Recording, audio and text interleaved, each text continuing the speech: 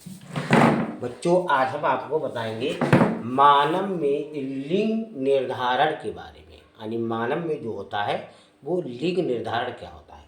तो लिंग निर्धारण जो होता है वो निषेचन के पश्चात होता है।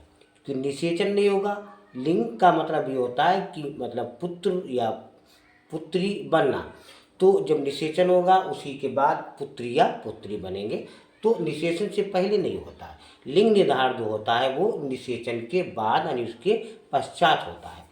और जो मानव में क्रोमोसोम्स यानी गुणसूत्रों की संख्या 40 होती है और ऑटोसोम की संख्या 44 होती है। तो गुणसूत्र कुल 46 और जोड़ों में 23 होते हैं। ऐसे ऑटोसोम जो 44 होते हैं कुल और जोड़ों में 22 होते हैं। तो 46 कुल गुणसूत्र और 44 ऑटोसोम। तो 46 में से 2 निकाल दो तो 44 बचते हैं। तो जो वो 2 बचते हैं वही लिंग निर्धारण होते हैं, यानी वही लिंग का निर्धारण करते हैं। यानी वही जो है पुत्र या पुत्री के को बनाते हैं। और मानव में एक्स वाई गुणसूत्र होता है। यानी जो मानव में जो 46 गुणसूत्र होते हैं वो एक्स और वाई प्रकार के होते हैं। यानी उसको जब हम सूक्ष्मदर्शी वगैरह से देखते हैं तो वो एक्स और वाई के आकार के दिखते हैं, इसीलिए उनका नाम एक्स और वाई रख दिया। और मादा में एक्स एक्स प्रकार के होते हैं। तो जो मानव में यानी नर में एक्स वाई होते हैं तो वो एक्स वाई गुणसूत्र विषम युग्मजीव होते हैं। यानी एक्स और वाई अलग अलग प्रकार का है। एक्स अलग प्रकार का है और वाई अलग प्रकार का है। तो एक्स वाई जब अलग अलग प्रकार का है यानी समान नहीं है, समान नहीं दिखते, इसलिए उनको विषम युग्मजीव कहते हैं। और जो मादा है तो मादा में एक्स एक्स प्रकार के गुणसूत्र होते हैं। तो वो एक्स एक्स एक ही प्रकार के हैं, यानी एक ही प्रकार के दिखते हैं। तो एक ही प्रकार यानी समान दिखते हैं, इसीलिए मादा में सम युग्मजी होता है। तो जो शुक्राणु होता है यानी जो नर युग्मक होता है तो वो नर युग्मक वो चल होते हैं, यानी वो गति करते हैं, यानी चलते हैं। और अंडाणु जो होते हैं वो गति नहीं करते, वो नहीं चलते हैं। तो यदि मादा का जो एक्स जो गुणसूत्र होता है तो एक्स जब पुरुष के यानी एक्स से मिलता है तो एक्स यानी एक्स एक ही प्रकार का हो जाता है। जब एक ही प्रकार यानी समान प्रकार का हो जाता है तो वो पुत्री का निर्धारण होता है। और यदि मादा का एक्स का निषेचन यानी जब नर के यानी बाई से होता है, यानी बाई यानी क्या करके जब संलयन होता है मिलता है अंडाणु से तो एक्स वाई हो गया और एक्स वाई में पुत्र का निर्माण होता है।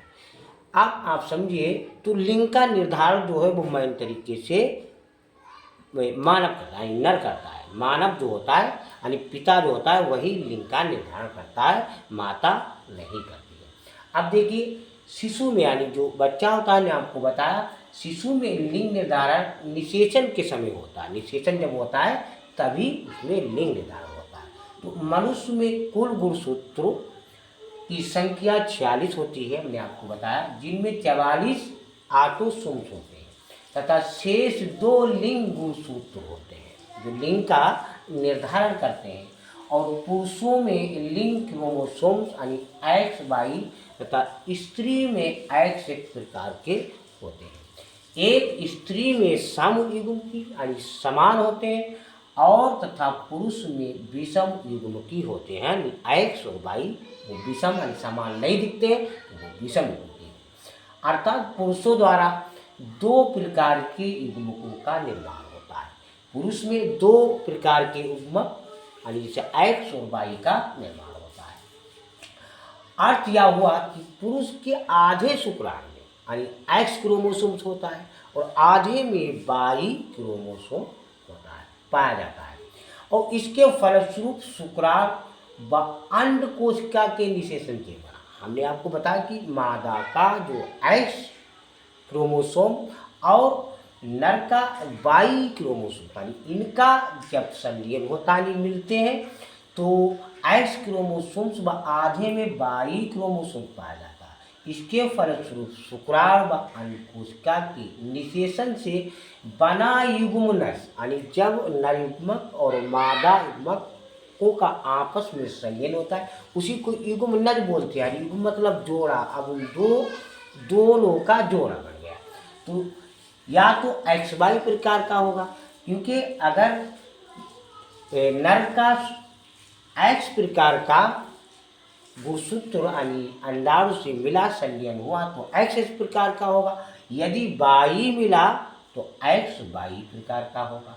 तो या तो XX प्रकार का होगा या फिर XY प्रकार का होगा।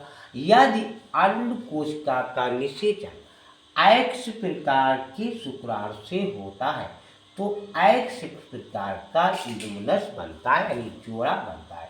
यदि अंडकोशिका का निषेचन Y प्रकार के शुक्राणु से होता है तो XY प्रकार का युग्मनज बनता है, जोड़ा बनता है।